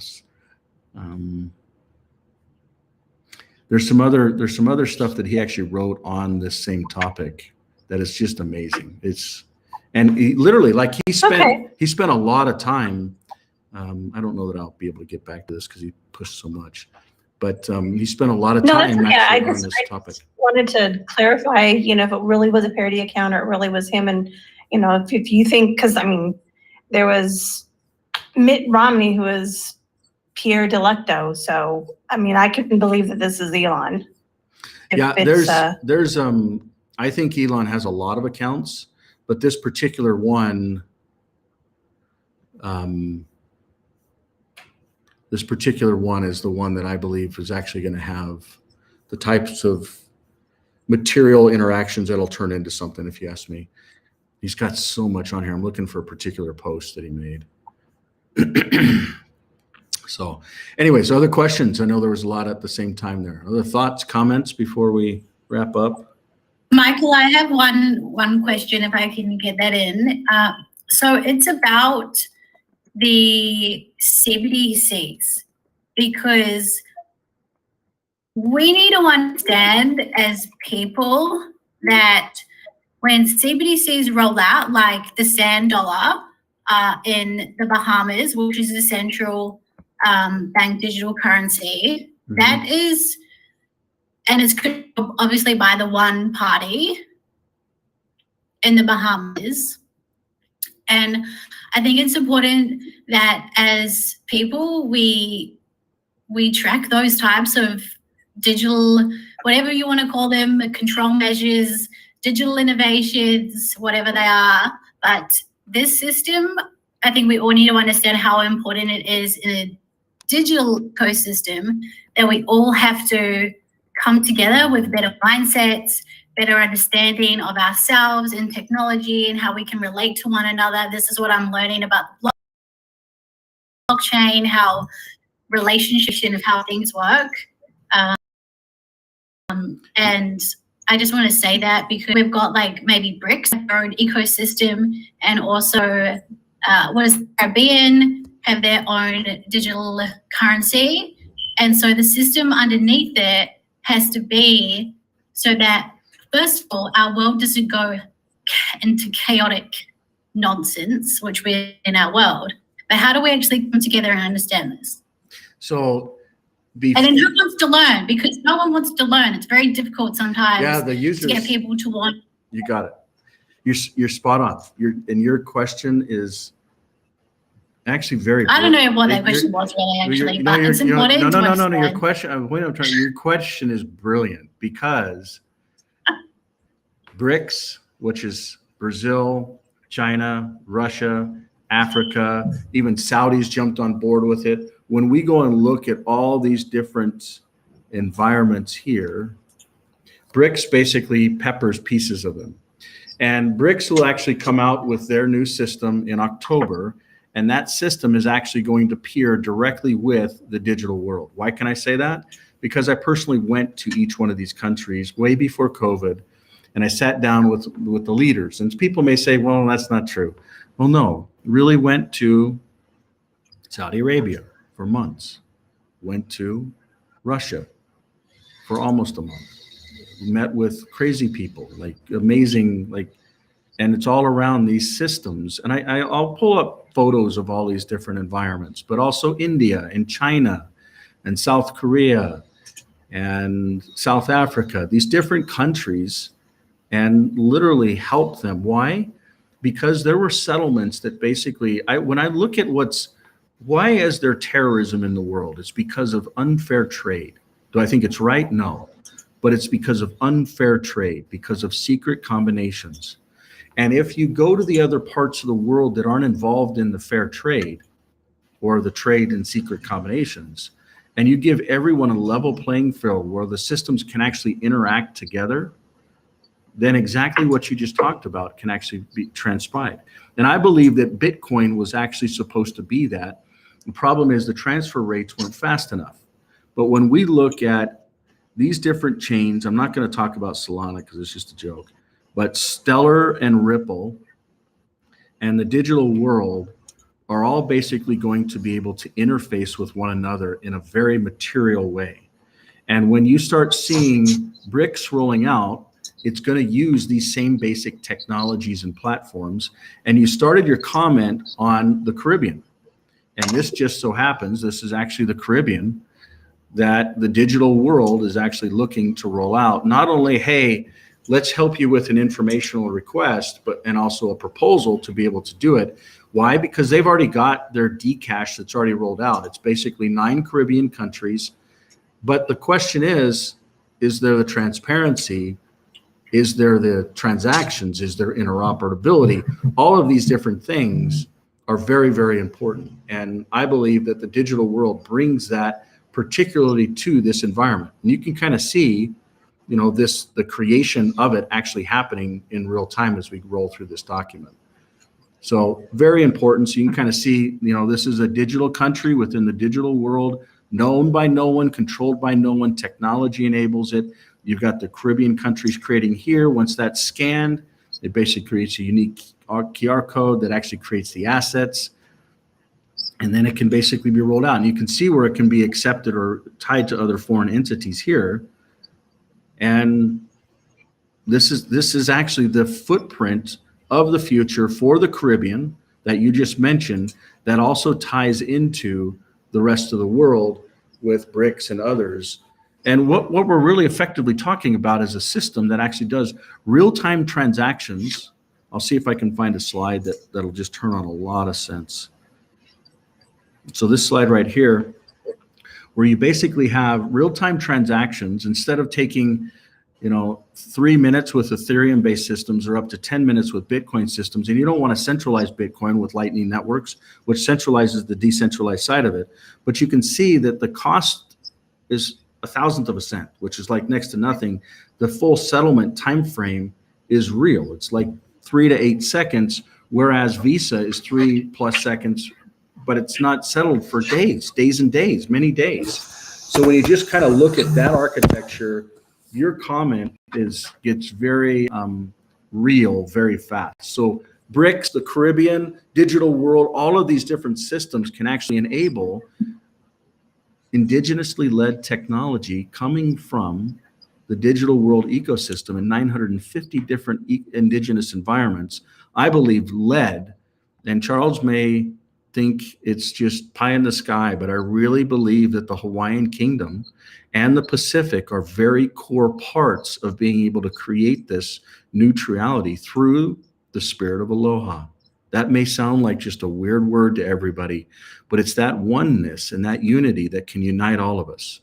And when you have different countries and cultures within a current ecosystem, this ecosystem is Polynesian, Micronesian, and Melanesian, but they're all really more united than other ecosystems out there in the world because of how they're decentralized and because of how long they've been there. Like Fiji and Vanuatu, we're talking over 3,000 years. Vanuatu, 3,500 years. The Hawaiians, the Kanaka Maori and Maori themselves, and we're talking genealogy that goes way back to South America, all the way back to the Middle East. I mean, it's not just, oh, well, they have a bloodline and a birthright. It's no, we all do. And I believe that the Pacific is actually what will see it and invite others like us on this call. Like all of us are from around the different parts of the world. We have different bloodlines. We have different features and functions and accents, but we're all one. And I believe that it is that culture. It's like Charles. He's on this call. He's got his hands up.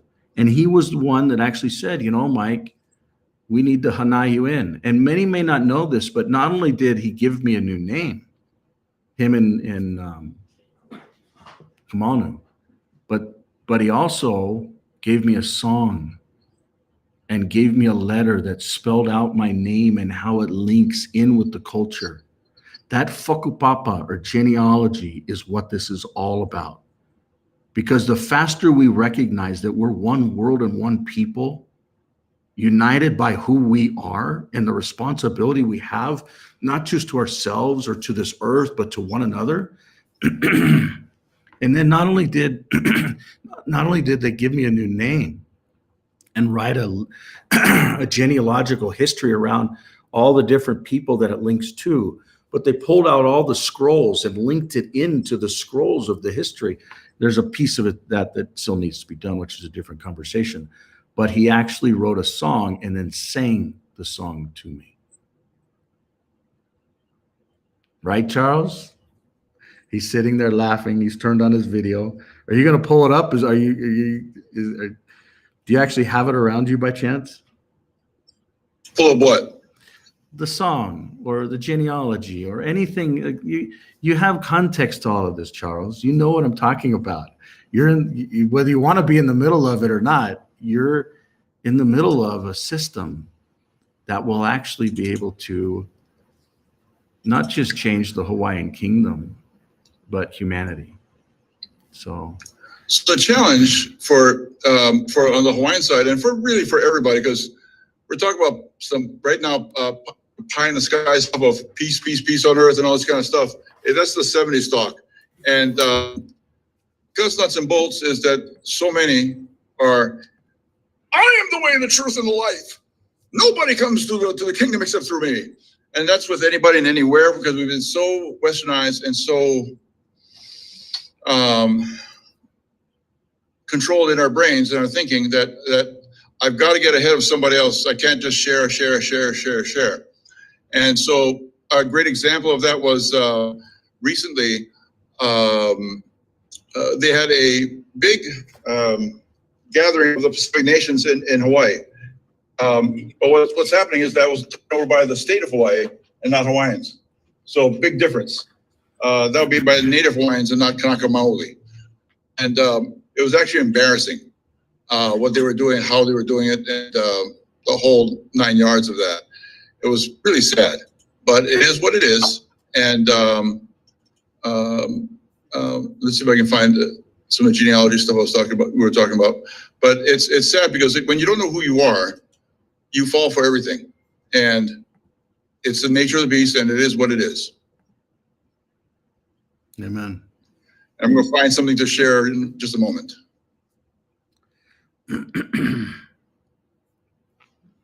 Any other thoughts or comments? Well, Charles is Michael, go ahead, bud. Can you repeat for me that the CEO that you spoke with, I think it was Huawei, Yeah. whoever it is that made your phones, No. Hold on. Don't pervert that. Don't. You got something really wrong there. Huawei did not make the Clear phones, period. that's why I No, said but whoever made. Okay, yeah, but Huawei makes servers. They made servers. They Yeah. also, I believe that Huawei actually makes the best hardware devices on the face of this earth. But the software is way overreaching and controlling. Like, Well, my question is, no, Do your I phones I gotta make sure, keep that in your, I just have to make sure that you understand. Huawei has nothing to do with the hardware for the cellular I phones. do understand that. Okay. I do understand that. That's why I'm switching to your phones. Okay. The question is, do they have that hardware? Do you have a software blocking of some kind of the hardware backdoor in your Yes. phones? Yes. Called ClearGM. And ClearGM was not only started at the mobile layer, it was actually started at the server network and gateway layer. So it basically blocks all ports and inbound and outbound at the literally BIOS layer, IP layer, at the domain layer, all of it. And everything it's basically egress. It's an egress-based firewall, both inbound and outbound. So it's better than a VPN. It's faster. The protection is just crazy because it's basically locking everything out. All ports, IP address, URLs, inside, outside, all of it is stopped. And then it uses machine learning and artificial intelligence to allow only the good. These are all the things that it does at the gateway network and server layer. Massive documentation, tons of good stuff here. But this was actually applied at the phone layer. And what's crazy is we actually went to Tesla. I know Elon Musk's cousin, Lyndon Rive, really well. Like our prior businesses were all around building managed service providers that were centralized service providers. And Lyndon and his brother built a company named Everdream while I built a company named DirectPoint. And I basically exited mine or sold a division of mine to Hewlett Packard, now Hewlett Packard Enterprise. Actually, no, they're separate companies. So Hewlett Packard and Hewlett Packard Enterprise are separate. But while he or they sold to Dell. Both Texas companies, a couple years apart from one another. But I approached Lyndon Rive to go and meet with Elon and to try and actually get that gateway management technology into the Teslas. So when all the Teslas went out, they would actually have security with these cars. And it didn't happen. And I don't know why, but I even went to Lyndon Rive's home in California, in San Francisco, the same time where I went to Twitter every single day, like every day of the week, Monday, Tuesday, Wednesday. By Wednesday, they were like, we're going to call the police. I was like, great, call the police. Let's get this going and let's get some action here because the Twitter leadership is just not engaging. This is like massively important for humanity. And anyways, so we didn't get through Lyndon. We didn't get there through Twitter, but who knows? Maybe this beautiful post that we have right here, I guess I pulled it up over here. Maybe this will work. You know, this is him 2 days ago, yesterday, today. So we'll see what's there.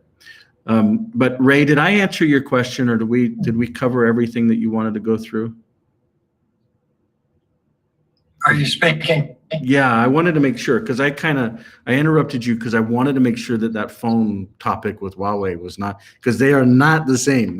We model it. We really like Huawei's model. Like we learn a lot from Huawei, and we actually hired some of their employees and team members away, and we really respect the company Huawei. Now, do we respect the profiling they're doing? No, we actually want to build the opposite to it. We want to enable people to have their own privacy and their own data, but we love the hardware. We really think that they're better hardware than any other system in the world, but we do not use their hardware.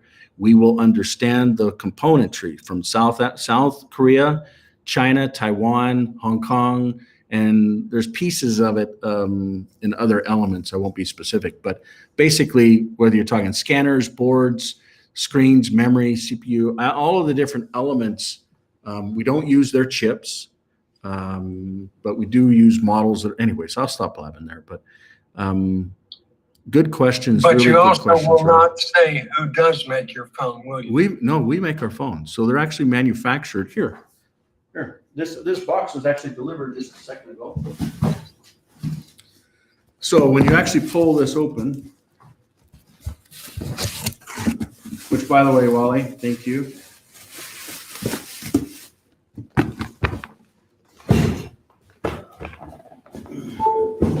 So when you pull these open, this goes through the details. So I'll actually open this up here. Come on. So you can notice that the actual locations here, you've got from New Zealand is the procurement environment. Why? Because in times of war, they're going to be neutral. Aotearoa / New Zealand is in the Pacific and they're very neutral. They have good trade relations with China and Taiwan, which I believe China and Taiwan will actually be where the war starts, the real World War III. What's happening in Ukraine and Russia is a precursor to it. But New Zealand will be independent. Italy is where the design happens. A good chunk of the developments out of amazing folks in India. And I just can't say enough good about not only current team, but also prior. Canada is, I can't even read this. So that gateway, that Clear GM is basically out of Canada. And then, can't read everything backwards. The US, China, and engagement. So these are locations. And then these over here are actually the vendors and the legal companies that do them. And then this is the specific application. So you can see that Clear GM application. So this phone is the first decentralized phone humanity's ever seen. And I believe it creates an example of what other phones can actually do. So instead of having Google and Apple, your data in their systems, you literally own your own data, and then the apps become a part of you. So your finger opens up the different apps, and not only the different apps that you can use. These are Clear-based apps, but also there'll be a toolkit where other systems, for instance, we're going to help enable, if X hasn't already started doing it, and even if they have, we're going to try and help them. We'll give everything that we've got.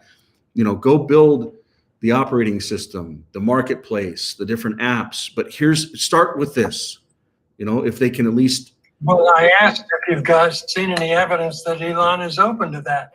And you mentioned Dorsey instead. Well, Jack Dorsey is actually building decentralized social platform is what he's targeting, which I believe with the Clear and what was Twitter with X can actually build that decentralized architecture with the individual in the middle of it. So imagine if you've got security like 5-factor authentication and someone owns all those factors, and then you tie it to an identity that has free speech with the X platform. That's the future, period. That's just like game over.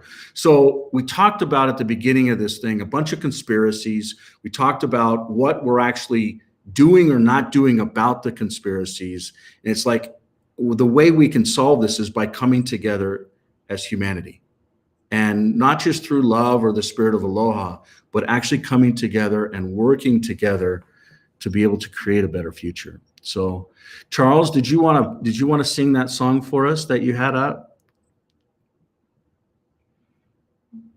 I guess he's not. Thank you. And I wasn't going to do that while it was being recorded. That was my mistake. Something's starting up. Sorry. No, that was good. Do you want to sing to that tune, or if otherwise we'll have Michael Jackson sing to us? What do you think? All right, here we go.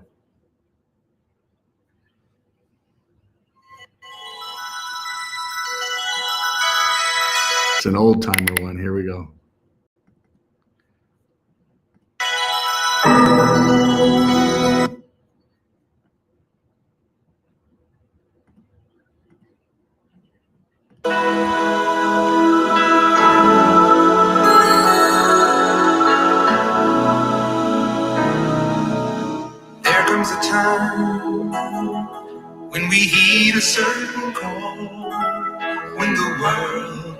must come together as one.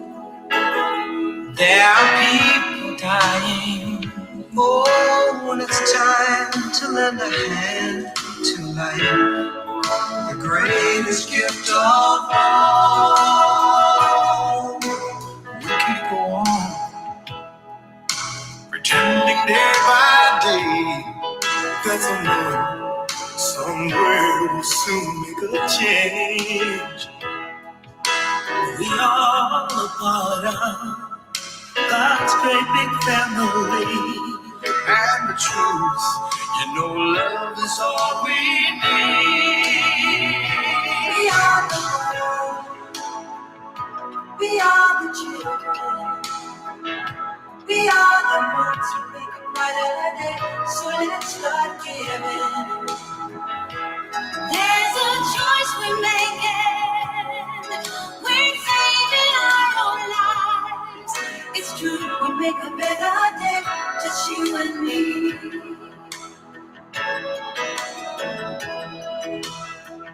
Well, send them your heart, so they know that someone cares, and their lives will be stronger and free.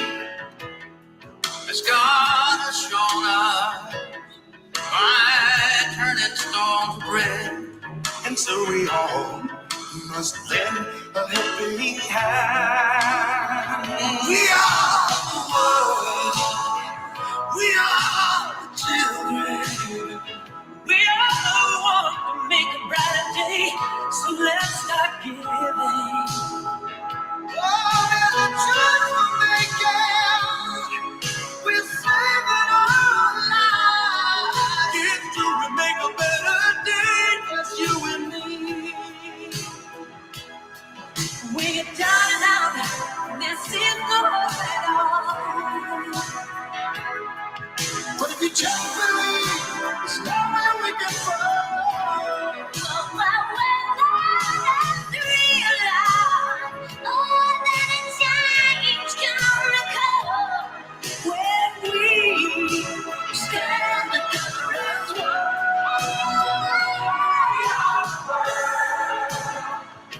We are the children. We are the ones who make a brighter day.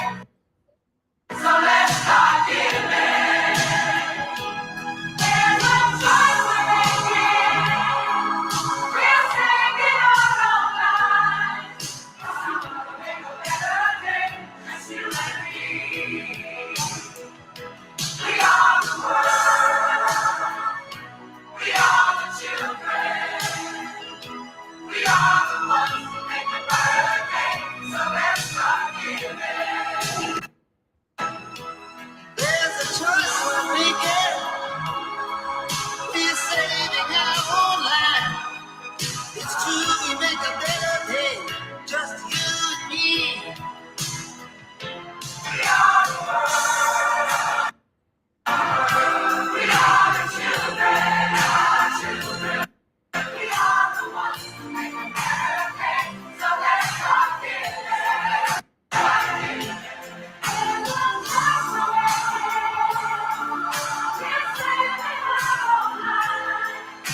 It's true, we make a better day, just you and me. Oh, let me hear you. We are the world. We are the world. We are the children. We are the children. We are the ones who make a better day, so let's start giving. Let's start giving. There's a choice we're making. We're saving our own lives. It's true, we make a better day, just you and me. Come on, let me hear you. We are the world. We are the world. We are the children. We are the children. We are the ones who make a brighter day. So let's start giving. So let's start giving. There's a choice we're making. We're saving our lives. It's true, we make a better day. Just you and me. Yeah, yeah. We are the world. We are the world. We are the children. We are the ones who make a better day. So let's